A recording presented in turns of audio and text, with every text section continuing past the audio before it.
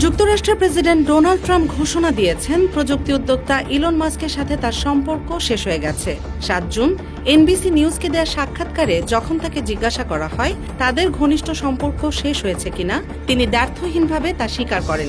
এরপর যখন জানতে চাওয়া হয় তিনি কি এই সম্পর্ক আবার গড়ে তুলতে চান, ট্রাম্প সংক্ষিপ্ত উত্তর দেন, না।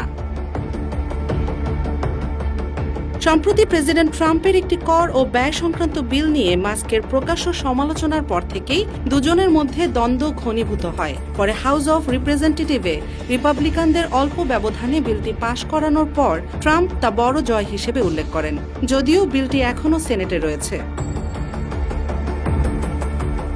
টেসলা ও স্পেস এক্সের সিও ইলন মাস্ক একসময় ট্রাম্পের নির্বাচনী প্রচারে বিপুল অর্থ ব্যয় করেছিলেন এবং তিনি হোয়াইট হাউসে কাজ করার সুযোগও পান।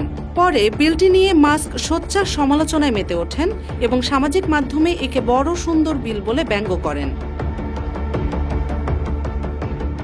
ইলন মাস্ক পরবর্তীতে ট্রাম্পকে নির্বাচন জয়ে সহায়তার দাবি করেন ও যৌন অপরাধী জেফরি এপস্টাইনের ফাইল নিয়ে ইঙ্গিতমূলক পোস্ট দেন, যা পরে মুছে ফেলেন।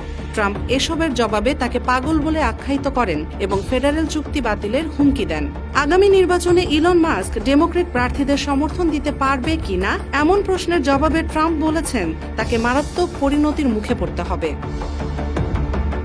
Desk report, Bangladesh guardian.